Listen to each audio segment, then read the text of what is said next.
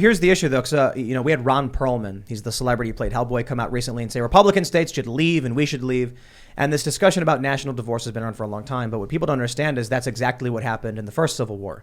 It wasn't like you had all of the states fighting in Congress and then all of a sudden started shooting each other. In fact, what actually happened first was several states said, we out. And they went, okay, bye.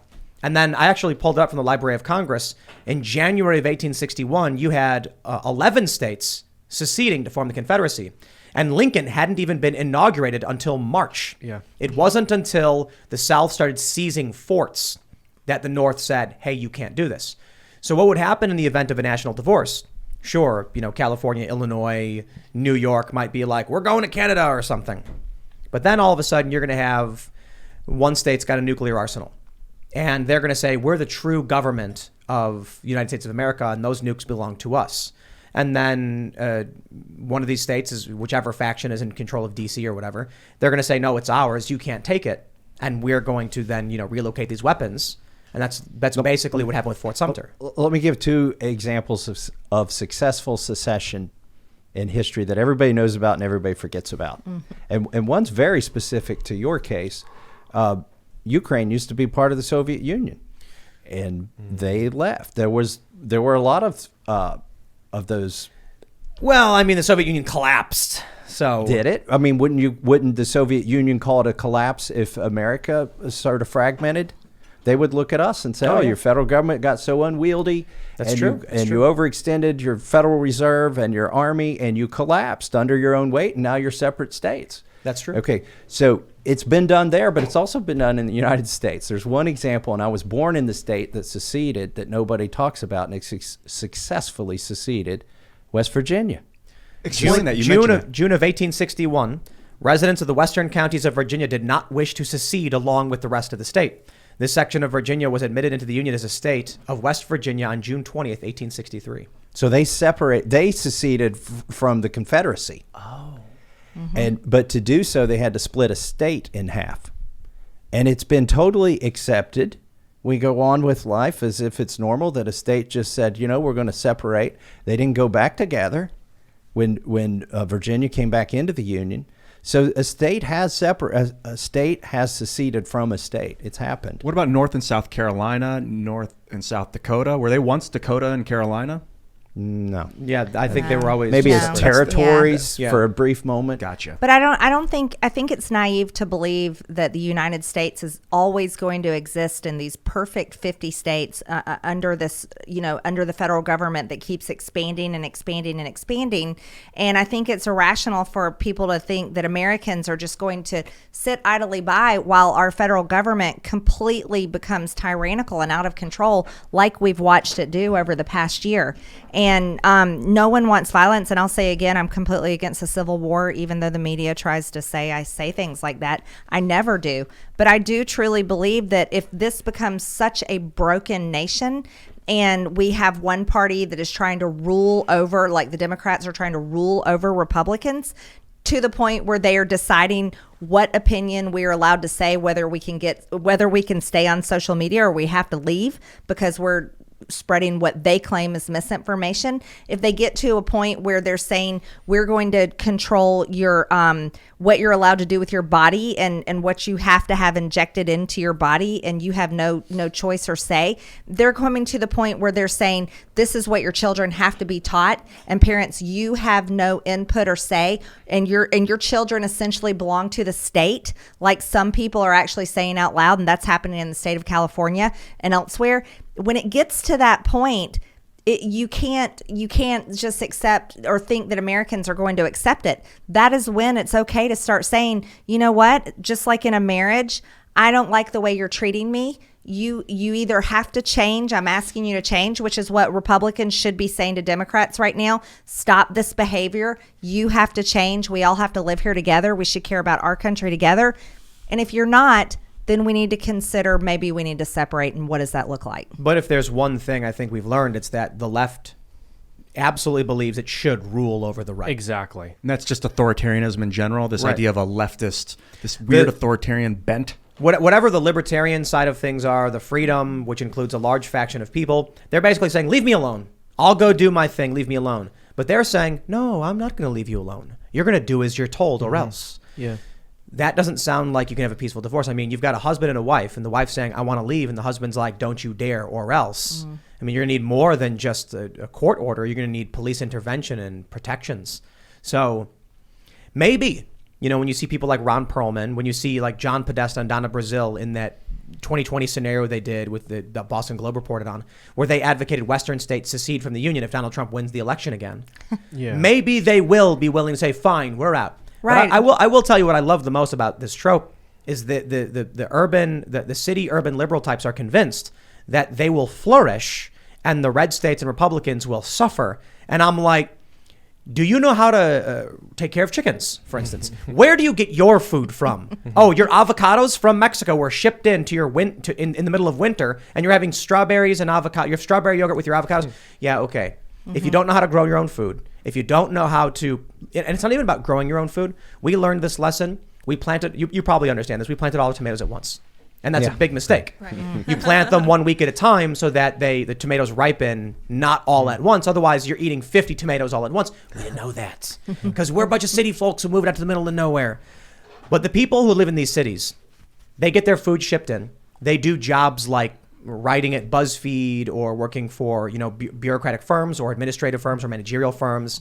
They're not the ones that, for the most part, are making the machine churn. So in the event there was a major divorce, I think cities are going to just implode. They're going to go nuts. Yeah, well, Tim, what you're not factoring in is that all of those blue states have the Reddit moderators who walk dogs for 25 hours a week, and I don't know that we could stand to lose them.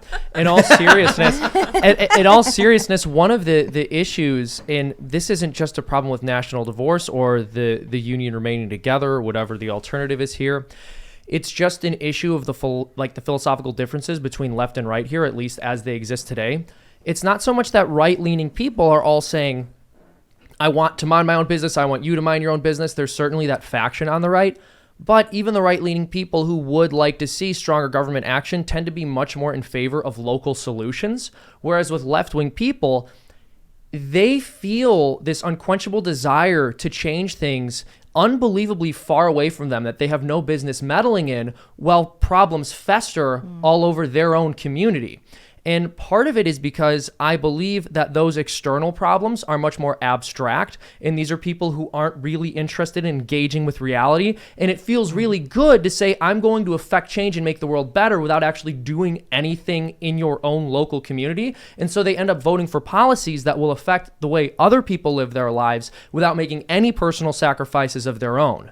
And so whether we have a national divorce, whether the country stays together, that tendency is not going to change with those people. I've got another potential solution than national divorce as a solution to like the corruption, the revolving door of people coming out, people getting bribed. Maybe we can set up a direct republic. Right now, for a long time, I've been thinking, I don't think we need the House of Representatives. I used to talk to Mike Gravel, and he wanted to set up what's called the National Initiative. The idea that every American citizen has the right to write laws and pass it into the Senate. And we would all create our own representative from our state, so we'd have 50 representatives of the National Initiative. We in his world, we still had the House of Representatives, but I see them getting bribed, and it's a vulnerability in the system. What if it was a smart contract, and all of the representatives, these 800,000 people, vote for the way they want their contract to act while it's in service, and as long as it's there, it's just voting yay or nay as the populace directs it. I find the notion of going to more of, I know you call it a republic, but more of a democratic type solution terrifying. Well, I would call it a direct republic. It's actually less of a democratic solution, or it's equally democratic. Let me be fair and condemn my colleagues at the same time. I don't blame AOC for what she does. 95% of my colleagues, I don't question their motives or blame them for their behavior, even though it's wrong most of the time. I blame the people that voted for them. They're actually responding to the people that elected them. That's even you can say all you want about the lobbyists and the money, and I have talked about how the committees are messed up that way. But the individuals who get elected are fairly reflective. What bothers me is when they say, when you vote for me, I'm going to say yes to dog walkers, and then they get in, they're like, I'm going to vote no on that. And you're like, what recourse do I have now as a voter? I already this is what I chose. Yeah. Well, I think what in we the should House, do, every though, 2 years you could throw them out. That is true. We have to be That's elected a long every time. 2 years. In today's age, 2 years is forever. It's so long. But hold on. So much can happen in a day now. When you get a Ron Paul I mean, how many terms did he serve? He served a lot. For a long time. He served for a while, and then he came back in like '96 because he got disillusioned. Didn't think it was fixable. But my understanding is that came back after he ran for president. My understanding is the reason he won is because people really like him, right? Is that true? I don't live in his district, so was it that people just vote Republican? It didn't matter. It was Ron Paul. The reason most people win is people liked them. Nancy Pelosi. They People love like her. her. Oh, they love her In out San there. Francisco. They love her in San Francisco. You know, I'd like to think that people elect an ideology, but in reality, they look for people they like. They do. What's the like about Marjorie? I think you're correct. We just can't live with these people anymore. If they like Nancy Pelosi and find something good in her, I'm just lost. I don't know how joining my movement. You must find the love for all humans. I have a second thing. I can't understand that worldview. I just can't. I just want to throw one more thing in here about national divorce. I sort of mentioned that even if we break up the federal government, even if all the states go their separate way, one group is still going to have a desire to control. And obviously, they couldn't do that to the federal government at that point. But when you look at so much of the actual censorship that the American people are facing, it's coming from large corporations. Yes. And that kind of thing is always going to be weaponized. I mean, national divorce or not. It would depend on your states and how they're set up. But here's fair. Here's a second thing that I think everyone should think about.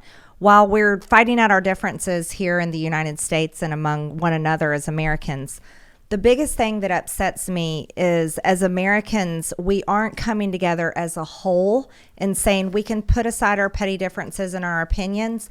What we should be standing together on is we should be standing against China. We should be standing against globalism. Because if you want to talk about authoritarianism and you want to talk about people that really want to rule over us, China is a direct threat to our entire existence. And let me tell you something else. China is embedded in the United States. There are politicians, people that Thomas and I work with that are completely sold out. If you have not read Peter Schweitzer's book, the new book that has come out, I highly encourage you to read it. Guest. You would be shocked. There's a whole chapter on Dianne Feinstein. That woman has been there probably longer than all of us have been alive. They have made so much money through corporate connections, policy, deals that she was willing to make through her powerful position as a senator, with her husband, stock deals, money, investments. I mean, it is outrageous that this actually happened, but it's not just them. It's happened over and over and over again with people in power right here in our country. And this is the kind of thing that I think we should come together on. Thanks for checking out this segment from the Timcast IRL podcast. If you want to watch live, you can check out this channel Monday through Friday at 8 p.m. Now, don't forget to smash that like button, subscribe to this channel, and if you want more unfiltered and uncensored content with all of these guests, go to timcast.com and become a member. All of these guests you know and love in exclusive segments on our website where we are unrestricted in what we talk about, so you'll definitely not want to miss it. Thanks for hanging out. We'll see you all next time.